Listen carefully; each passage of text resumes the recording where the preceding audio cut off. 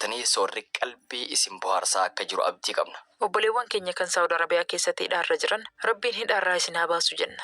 Hidhaan haalaan hamtuudha. Rabbiin tumsa isaatiin isin bira haa dhaabbatu. Dhageeffattoonni keenyas obboleewwan teenyaaf du'aa akka gootan gamanumaan isin yaadachiisaa gama qophii tafakkur isin dabarsina.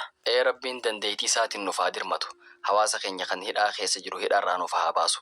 Rakkoo uummanni keenya keessa jiru hoggaa garuu garaatu nu bada. Ta'us waan goonu takka illee hin qabnu. Wanni nuti ammatti harkaa qabnu du'aa qofa. Kadhaa Rabbiitiin halkanii guyyaa isin bira jirra obboleeyyan keenya.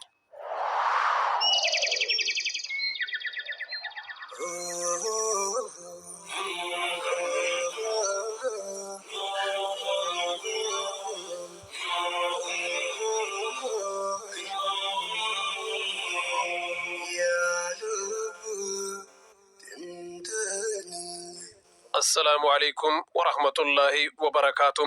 كم جرتن أردفتو تقبي تفكر في ربي قدات أردس كوبي وممالم ربي كيسة دا ونم كبديم إسن التدي بيجرم يملكي نيارداتين أردي أفريقيا كيسنا نفنم وممم نيالا جرمون والبرم بنيسم نيالا جرمو بيتين كيسة سنجرم غرو كوبي أردا كيستم كالالوف ديمنم نيالا بيتين يتم بينومتم Yaalaan Itoophiyaa keessa jiruufim inni har'a laallum adda addam kan Itoophiyaa keessa maawunteen Niyaalaa yookiin Baalbook jedhamam kan qophii har'aa keessatti ilaallu kun ammoo Niyaalaa jedhamuun yaamamam. Wanti isaan wal fakkeessu jiraatus garaagarummaatuun jidduu isaanii jira. Uumamni Niyaalaa har'a ilaallu kun sanyiiwwan Boovideem jedhaman keessa isa tokko. Niyaalaa fi uumamni Kuduu jedhamu akkaan wal fakkaatuun bifti isaaniitis walitti dhiyaata.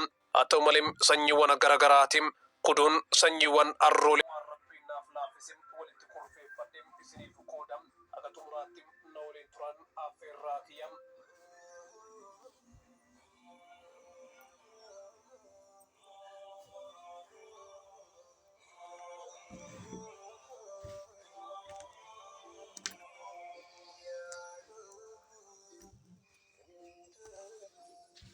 Kormaa fi dhaltuun Niyaalaa garaagarummaa qabum. Dhaltuun uumamaa dhiirri jedhamuun wal fakkaattiin gaafan qabdum.